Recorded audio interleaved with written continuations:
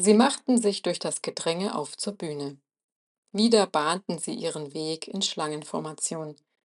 Es war schon lästig, von allen Seiten bedrängt zu werden. Zudem kostete es auch viel Kraft, dass sie ihr inneres Feuer ruhig hielten. Gerade Salikas Feuer wollte ihr im Moment ein bisschen Raum verschaffen, und das unter Kontrolle zu halten, raubte ihr im Moment fast jegliche Energie.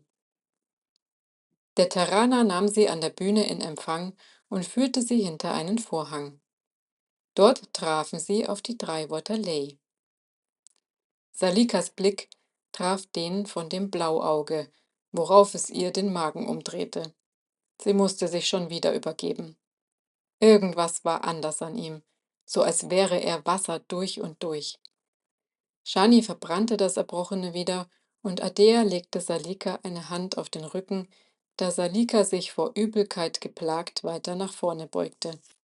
Der schwarzhaarige Waterlei, den Ardea als ihren Freund bezeichnete, sah sie etwas besorgt an, doch Ardea winkte ab. Das wird schon wieder. Ich mache es auch kurz, ergriff nun wieder der Terraner das Wort. Wir brauchen euch alle morgen noch einmal. Die drei Schwestern horchten auf. Ihr seid in unserer Wertung gleich auf und wir brauchen nun die Entscheidung des Publikums. Und wieso nicht heute? Fragte Shani nach. Ihr Freund lachte. Ernsthaft? Willst du verlieren? Meinte nun der mit den türkisen Haaren lachend und hob eine Augenbraue hoch. Shanis Wangen fingen direkt an zu glühen. Diese Stimme. Etwas verlegen sah sie zur Seite. Ardea warf ihr einen warnenden Blick zu. Garantiert nicht. Der Terraner schritt ein. Morgen wird der Himmel wieder aufklaren und der Auftritt soll am Nachmittag stattfinden. Ich denke, das ist ganz in eurem Interesse. Ist es, krächzte Salika und versuchte sich auf die inneren Feuer von Shani und Ardea zu konzentrieren. So übel war ihr schon lange nicht mehr gewesen. Sie vermied irgendeinen weiteren Blickkontakt mit einem der Waterlei. Sie wollte sich kein weiteres Mal übergeben. Die Bühne steht euch zur freien Verfügung. Ihr könnt hier bis zum Auftritt ein- und ausgehen, wie ihr wollt. Der Terraner sah sie der Reihe nach an.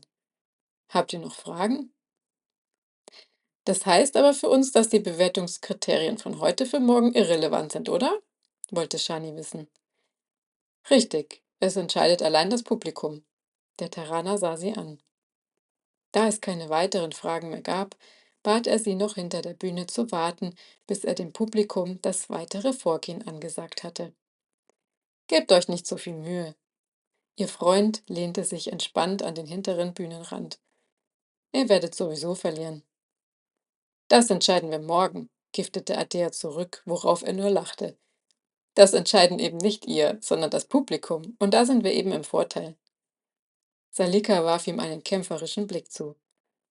Ruht euch nur darauf aus, gewinnen werden wir. Die drei Waterlei tauschten amüsierte Blicke aus. Vor der Bühne fing das Gemurmel wieder an, und Beifall wurde laut. Es war wie ein natürlicher Ruf, und die drei Frauen betraten die Stufen der Treppen auf die Bühne, während die drei jungen Männer elegant hinaufsprangen. Ihr Freund reichte Salika die Hand. Du bist die Anführerin, oder? Salika schenkte ihm einen gelangweilten Blick und nahm seine Hand an. Sie war unbeschreiblich warm. Sie ließ sich von ihm nach oben führen. Sie dachte, das wusste jeder, dass sie nicht nur die Anführerin war. Erweist du mir die Ehre, dass ich dich nach draußen führe? Sie entriss ihm die Hand. Was sollen meine Leute denken? Dass selbst Wasser dir untertan ist. Salika schoss kurz die Glut in die Wangen. Was verstehst du davon, Waterlei? Und schritt mit Ardea und Shani weiter, obwohl Shani kurz seinen Blick einfing. Es fühlte sich an, als wüsste er genau, wovon er sprach. Sie traten gleichzeitig auf die Bühne, und der Beifall erlebte noch einmal einen Höhepunkt. Wie abgesprochen hoben alle sechs die Arme und verbeugten sich vor dem Publikum. Gleich zogen sie sich wieder zurück. Salika versuchte, die Wasserelementarier keines Blickes zu würdigen, als sie hinter der Bühne die Treppe hinuntergingen. Er rief ihr noch hinterher.